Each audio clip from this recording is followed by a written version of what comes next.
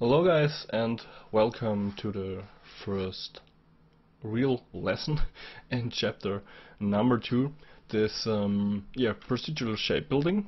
And we will start with a Vellum grain simulation driven by basically velocity volumes, and we'll start with that. So let's close this here, don't save it. We will start just simply again with our geometry, and we will rename this. Let's call it Geo Procedural Shape Buildup PSB, and I will make it black and round.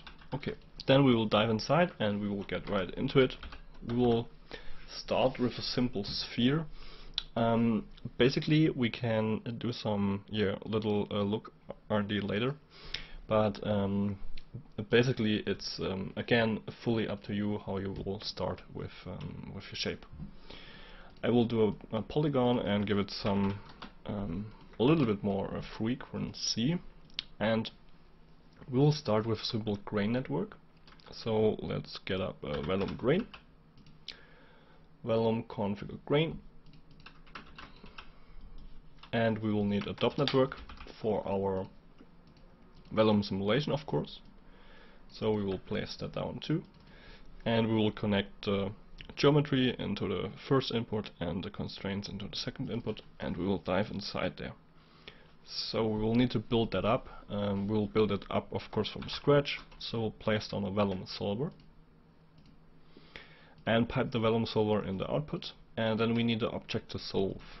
This is, of course, the Vellum object. So Vellum object, that right here, and I will place it down, and I will call it Vellum object grains, Vellum object grains, and let's configure our grains. So create points from volume,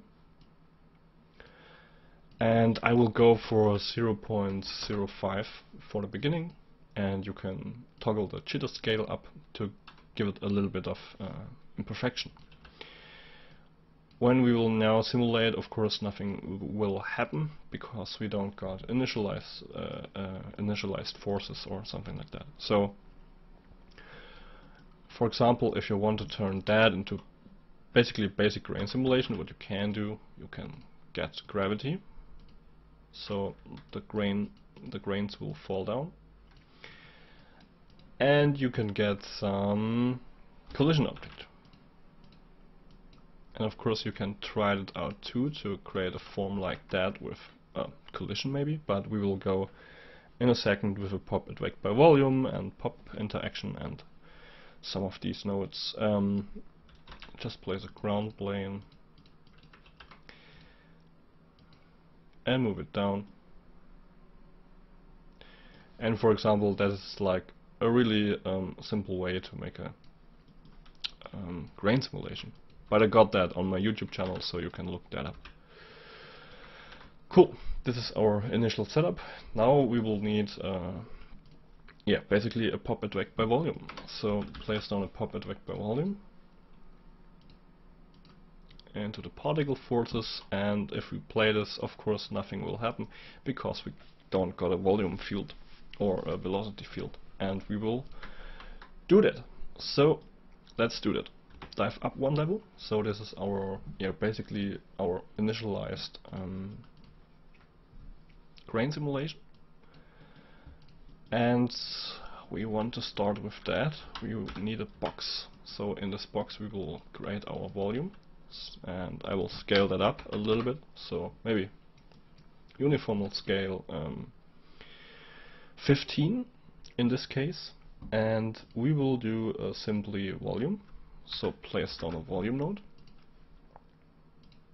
pipe it in here, and now of course our volume is empty, and we will need to change it to vector because val is a vector volume. And now you can see our volume is pretty empty. So of course we got the voxels but yeah, we need to maybe manipulate them. But first of all, I will dial up the resolution a little bit. So let's get it by size maybe. Yeah, 3 point, that should be fine. So maybe I go for 0.25 for now. And now we will create a simple volume warp. So volume warp. And we will place that down, and within the volume warp we will call it create val field. So this will be our velocity field, and this is our grain sim vect, let's call it like that. And we will dive inside in our volume warp.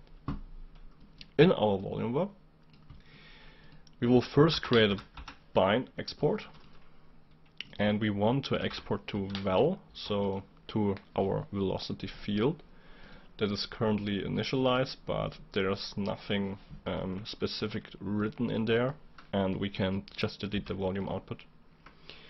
And for example, we can use a call noise and pipe that into here and pipe that into here, and now you can see we already created a velocity field with a call noise in there. So you can, for example, play with the frequency, and to visualize this here simple velocity field, place down a scatter node.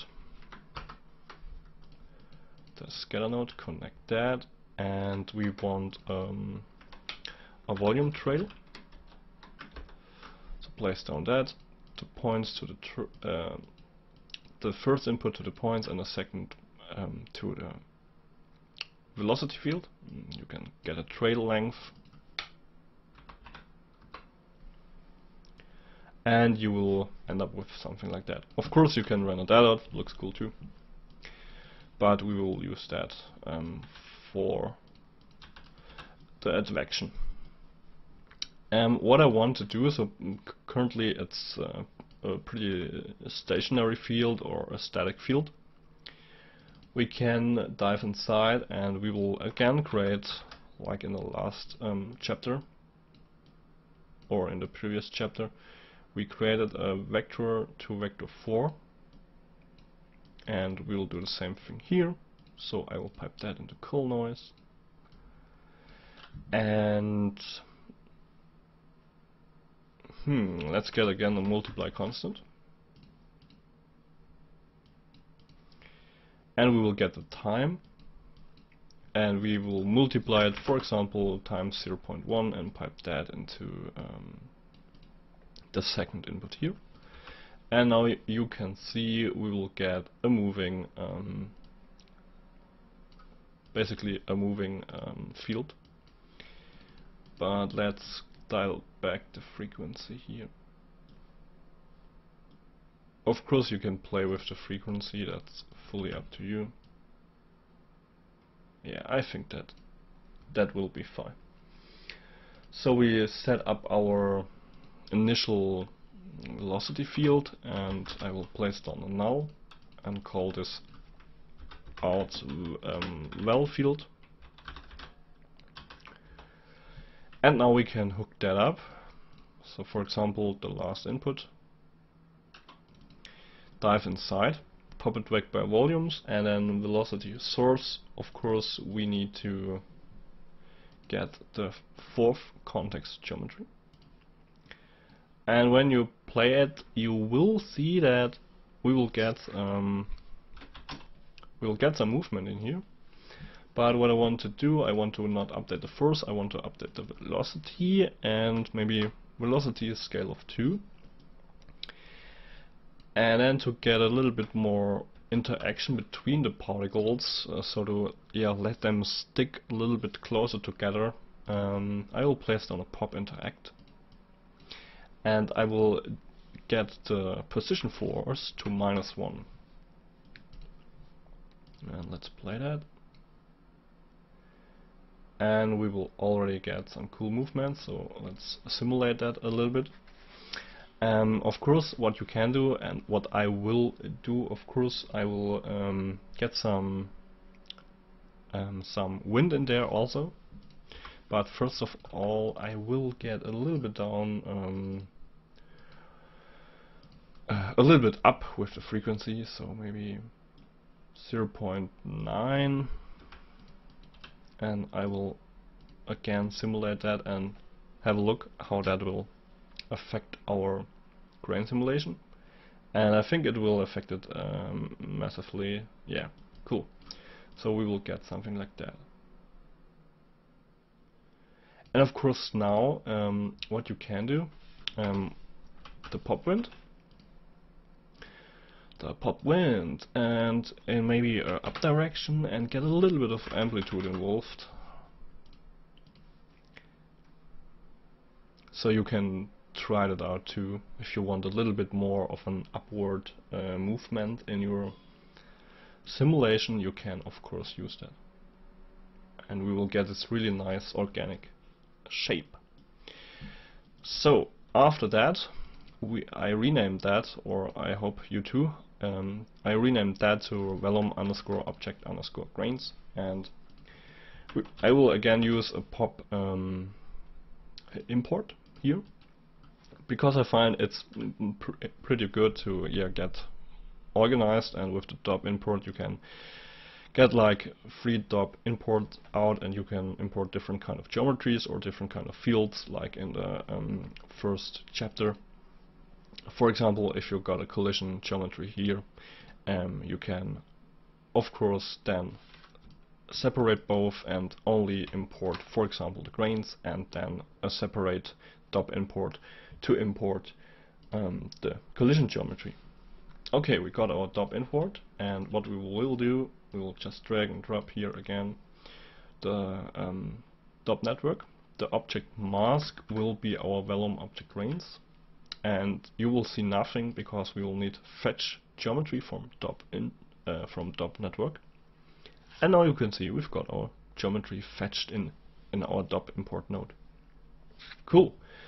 I will place down an attribute delete to delete the attributes. So I usually don't need all of these attributes, so we can just delete them, and we will be left with some points.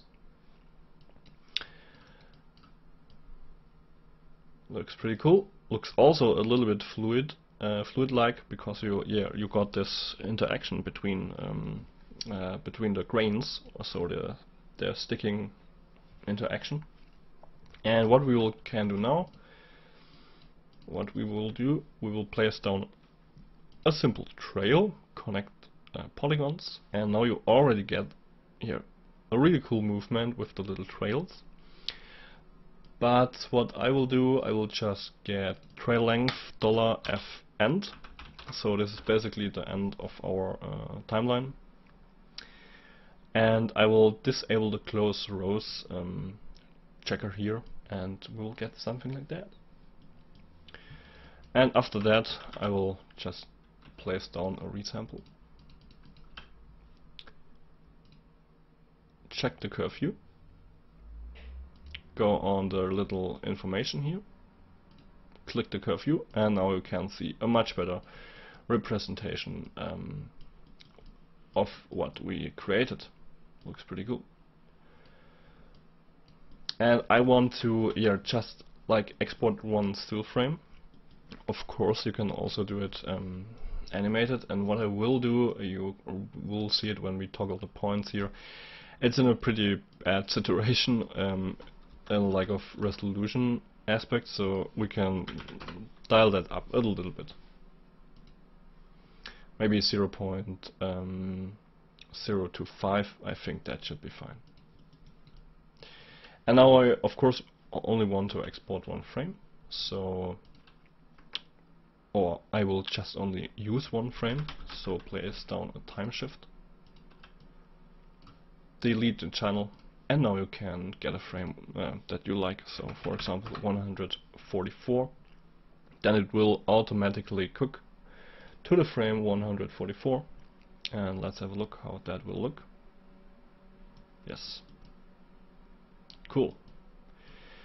And of course you can go back to, for example, frame 15 and you will get a really early state of the simulation, which is pretty cool.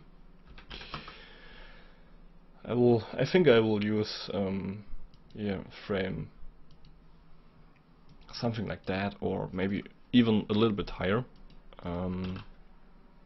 Let's just check here.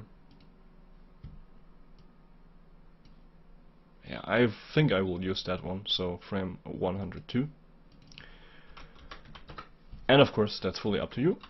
And this is now our first initial out. This is out lines